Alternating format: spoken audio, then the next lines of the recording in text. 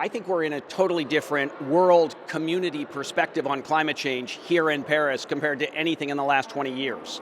And I think we are on the verge of the biggest step forward since the 1992 Framework Convention.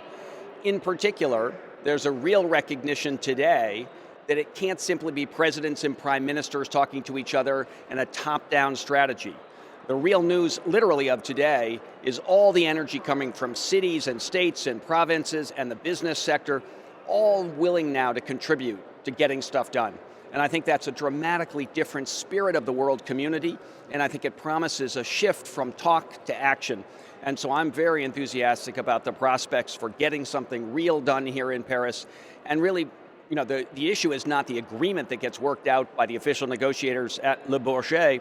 It's the energy, the enthusiasm, and the follow-through that so many people have committed to today and across the last several months. So there remains one big sticking point, I think, that has to be addressed, and it is finance.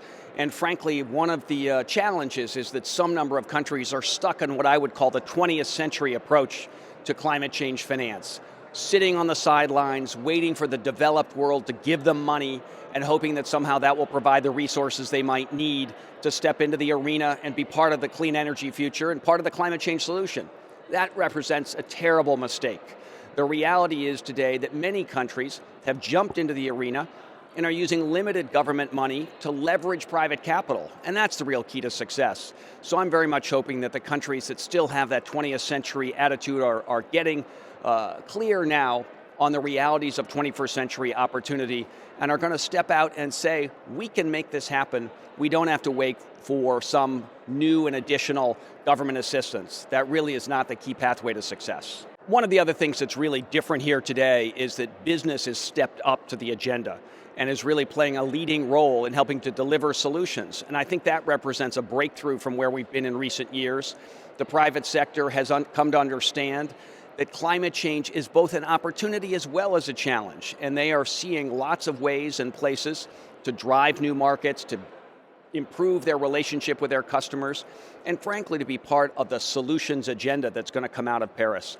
So I think you see not just tens, but hundreds, maybe even thousands of companies that now are here being part of the conversation and getting ready to deliver over the years ahead on the pathway to a clean energy future.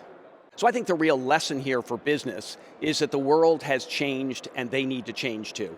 And I think many businesses have come to understand that the world has evolved, that the clean energy future is coming, and that people that wait on the sidelines are at risk of falling behind their customers and falling behind the markets. And frankly, I think for big businesses, there's a risk of falling behind investor expectations. And I'm already seeing a lot of interest in the stock markets across the world in what might be called carbon exposure. Companies that are not thinking about climate change, potentially high emissions in either their production or the products they put into the market. And frankly, the companies that are thinking about this and shifting gears are really positioned for success and frankly, investor interest out over the coming years.